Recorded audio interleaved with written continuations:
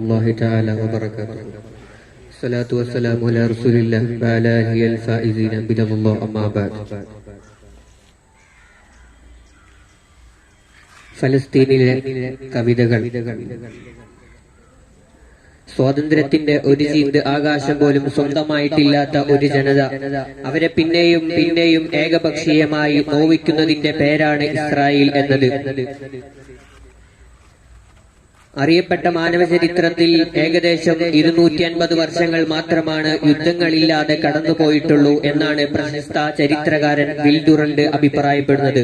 ബാക്കി എല്ലാ കാലഘട്ടങ്ങളിലും കോളനികൾ വെട്ടിപ്പിടിക്കാനും രാജ്യങ്ങൾ കീഴടക്കാനും ഒരുപാട് യുദ്ധങ്ങൾ നടന്നിട്ടുണ്ട്. ആ യുദ്ധങ്ങൾ നടത്തുന്ന രാജ്യത്തിനെതിരെ ഒരുപാട് സ്വാതന്ത്ര്യ സമര പോരാട്ടങ്ങളും നടന്നിട്ടുണ്ട്.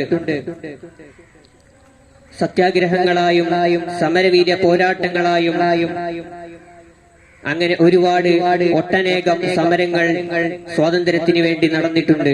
എന്നാൽ അതിൽ നിന്നെല്ലാം വിഭിന്നമായി വ്യത്യസ്തമായി ഫലസ്തീനിലെ ജനങ്ങൾ കൈക്കൊണ്ടത്, അവിടുത്തെ കവികൾ കൈക്കൊണ്ടത്, തനിക്ക് കിട്ടിയ ഈ സർഗാത്മക മികവിനെ എങ്ങനെയെല്ലാം ലോകത്തോളമുള്ള ജനങ്ങളുടെ കാതുകളിൽ എങ്ങനെയെല്ലാം ഞങ്ങളുടെ ഈ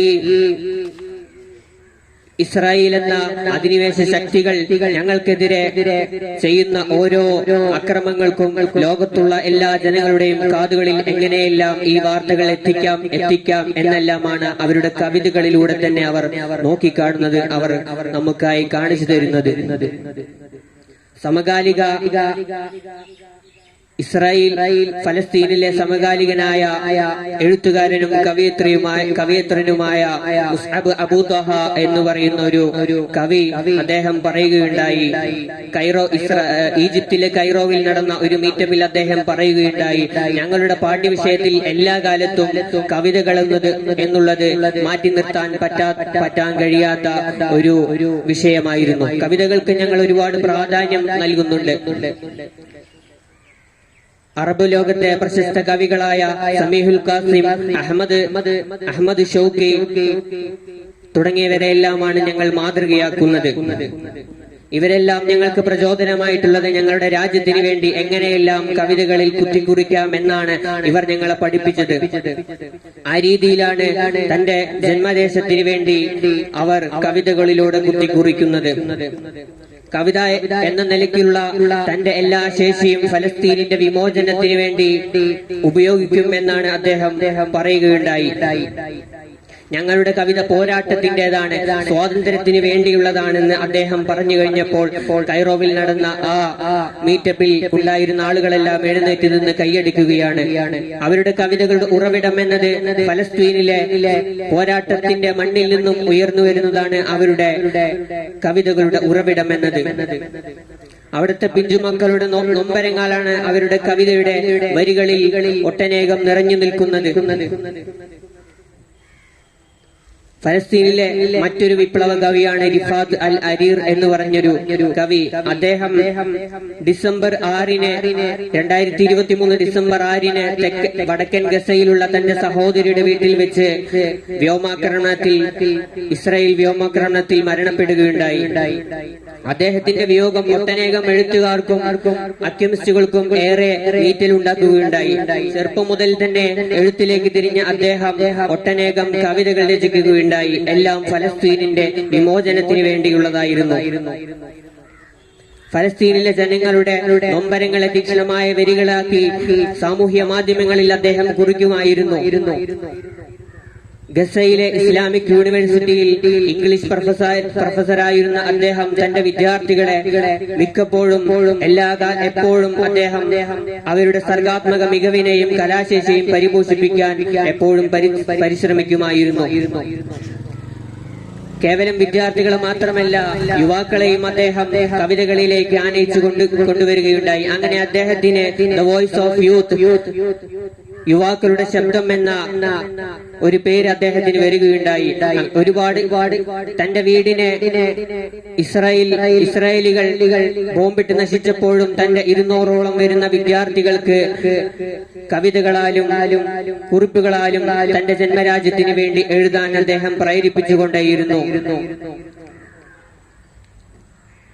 അത്രമാത്രം തന്റെ രാജ്യത്തിന് വേണ്ടി തനിക്ക് കിട്ടിയ ഈ സർഗാത്മക മികവിനെ എങ്ങനെയെല്ലാം ഉപയോഗിക്കാമെന്നാണ് ആ പ്രശസ്ത കവി നമ്മെ പഠിപ്പിച്ചു തരുന്നത്. 2015 അരീറും ലൈല അൽ ഹദ്ദാദും സംയുക്തമായി രചിച്ച ഗാസാൻ സൈലന്റ് എന്ന പുസ്തകവും അതുപോലെ തന്നെ അരീർ എഡിറ്റിംഗ് നിർവഹിച്ച ഗാസ റൈറ്റ് ബാക്ക് എന്ന പുസ്തകവും ലോക പ്രശസ്തമാണ്. രണ്ട് പുസ്തകത്തിൽ ഉടനീളം പറയുന്നത് ഫലസ്തീനിനെ കുറിച്ചാണ്, ഫലസ്തീനിലെ ജനങ്ങളുടെ നൊമ്പരത്തെ കുറിച്ചാണ്. അമേരിക്കൻ പ്രൊഫസറായിരുന്ന സാമുവൽ അരീറിനെ കുറിച്ച് പറയുന്നത് ഇങ്ങനെയാണ്: അദ്ദേഹം അത്ഭുതകരമായ ഒരു കവിയാണ്. ഫലസ്തീനിലെ ഓരോ ശബ്ദവും പുറം ലോകത്തേക്ക് എത്തിക്കുന്നതിൽ അദ്ദേഹത്തിന്റെ കവിതകൾക്ക് വലിയ പ്രാധാന്യമുണ്ട്. അദ്ദേഹത്തിന്റെ നഷ്ടം ഫലസ്തീനിന്റെയും ലോകത്തിന്റെയും ഒട്ടാകെയുള്ളതാണ്. ഫലസ്തീനിലെ മറ്റൊരു വിപ്ലവ കവിയാണ് സമീഹ് അൽ ഖാസിം എന്ന് പറയുന്ന ഒരു കവി. ഫലസ്തീൻ എന്ന ഐഡന്റിറ്റി നിലനിർത്താനുള്ള തന്റെ ഏക പോംവഴി എന്നത് കവിത എഴുത്താണെന്ന് അദ്ദേഹം വിശ്വസിക്കുകയും താൻ എഴുതിയ ഭൂരിപക്ഷം കവിതകളിലും അദ്ദേഹത്തിന്റെ ജന്മനാടിന് വേണ്ടിയുള്ളതായിരുന്നു. അറബ് പ്രശസ്ത കവി മഹ്മൂദ് ദർവീഷും സമീഹ് അൽ ഖാസിമും നടത്തിയ കത്തുകൾ ദാറുൽ ഔറ ഒരു പുസ്തകമായി പ്രസിദ്ധീകരിക്കുകയുണ്ടായി. ഇതിൽ ഫലസ്തീനിന്റെ പ്രശ്നം, ഫലസ്തീനിൽ നടക്കുന്ന സംഘർഷങ്ങൾ വളരെ മൂർത്തമായി തന്നെ ഇതിൽ അവതരിപ്പിക്കുന്നുമുണ്ട്. ദിവാനു സമീഹ് എന്ന പേരിൽ അദ്ദേഹം രചിച്ച കവിതകളെല്ലാം ഒരു പുസ്തകമായി പ്രസിദ്ധീകരിക്കുകയുണ്ടായി. 768 പേജുകൾ ഉൾപ്പെടുന്ന ഈ പുസ്തകത്തിന്റെ ശീർഷകത്തിൽ എന്നെ കാത്തിരിക്കൂ എന്ന ശീർഷകത്തിൽ തുടങ്ങുന്ന ഈ കവിത ഇങ്ങനെയാണ്: എന്റെ കഴുത്ത് കത്തിക്കരിയിലാണ്, പ്രിയപ്പെട്ട എന്റെ ജന്മദേശമേ, ഞാൻ നിനക്കായി കാത്തിരിക്കുന്നു. എന്റെ കരങ്ങൾ പിറകിലേക്ക് ചേർത്തു ബന്ധിച്ചിരിക്കുകയാണ്, പക്ഷേ ഞാൻ നിനക്കായി പറയുന്നു, ഞാൻ നിനക്ക് വേണ്ടി പാട്ട് പാടുന്നു. ഇങ്ങനെ താൻ എഴുതിയ ഓരോ വരികളിലും ഫലസ്തീനിനെ കുറിച്ചാണ്, ഫലസ്തീനിലെ കുട്ടികളെ നൊമ്പരത്തെ കുറിച്ചാണ്, അവിടുത്തെ മാതാപിതാക്കളുടെ കണ്ണീരിനെ കുറിച്ചാണ് തന്റെ ഓരോ കവിതകളിലെ വരികളിലും ചാലിട്ടൊഴുകുന്നത്. അറബ് ലോകത്ത് ഏറെ കേൾക്കാൻ ഇമ്പമുള്ള കവിതാ ശൈലികളിൽ, അറബ് പറച്ചിലുകളിൽ ഒന്നാണ് ബിലാദു ഷാമിൽ നിന്നുള്ള കവികളുടേത്. അതായത് ഇപ്പോഴുള്ള ജോർദാൻ, ലിബിയ, ലബനാൻ, ഫലസ്തീൻ ഈ രാജ്യങ്ങളിലുള്ള കവികളുടേത്. ഈ രാജ്യത്തുള്ള കവികൾ അവരുടെ അറബ് പറച്ചിൽ രീതിക്ക് ഇമ്പമാർന്ന രീതിയാണ്. ആ ഇമ്പമാർന്ന രീതിയെ ഫലസ്തീനിലെ ജനങ്ങൾ ഇന്ന് ഉപയോഗിക്കുന്നത് തന്റെ രാജ്യത്തിന് വേണ്ടിയുള്ള സ്വാതന്ത്ര്യ സമര പോരാട്ടത്തിന് വേണ്ടിയിട്ടാണ്. അവരുടെ അറബ് പറച്ചിൽ രീതി, അവരുടെ കവിതകൾ ഇന്ന് ഉപയോഗിക്കപ്പെടുത്തുന്നത്. കവിതകൾ എന്നുള്ളത് ഒരു മനുഷ്യന്റെ വികാരത്തിൽ നിന്നും രൂപപ്പെടുന്ന ഒന്നാണ്. നമുക്കറിയാം, കവിതകൾ കൊണ്ട് ഒട്ടനേകം വിപ്ലവങ്ങൾ സൃഷ്ടിക്കാൻ കഴിയും. ഇന്ത്യൻ സ്വാതന്ത്ര്യ സമരത്തിന്റെ കാലത്ത് ബ്രിട്ടീഷുകാരുടെ അധിനിവേശ സമയത്ത് നമ്മുടെ രാജ്യത്തിലുണ്ടായിരുന്ന സൈനുദ്ദീൻ മഖ്ദൂമിനെ പോലെയുള്ള മഹാപണ്ഡിതന്മാർ കവിതകൾ രചിക്കുകയുണ്ടായി. ആ കവിതകളിലൂടെയെല്ലാം അവർ ഉദ്ബോധിപ്പിക്കുന്നത് ജനങ്ങൾക്ക് കാണിച്ചു കൊടുക്കുന്നത് ഇന്ത്യൻ സ്വാതന്ത്ര്യ സമരത്തിന് വേണ്ടിയുള്ള കാര്യങ്ങളെ കുറിച്ചാണ്. അങ്ങനെ കവിതകൾക്ക് ഒരുപാട് പ്രത്യേകതകളുണ്ട്. ഒരു രാജ്യത്തിന്റെ സ്വാതന്ത്ര്യത്തിന് വേണ്ടിയും ഓരോ പോരാട്ടത്തെ കുറിച്ചും ജനങ്ങളെ ഉദ്ബോധിപ്പിക്കാൻ കവിതയേക്കാൾ നല്ല മാർഗം മറ്റൊന്നുമില്ല. ഫലസ്തീനിലെ ജനങ്ങൾക്ക് അല്ലാഹു തആല ഫത്ഹ് നൽകി അനുഗ്രഹിക്കുമാറാകട്ടെ എന്ന് ദുആ വസിയത്ത് ചെയ്തുകൊണ്ട് ഞാൻ എന്റെ വാക്കുകൾക്ക് വിട. അൽഹംദുലില്ലാഹി റബ്ബിൽ ആലമീൻ.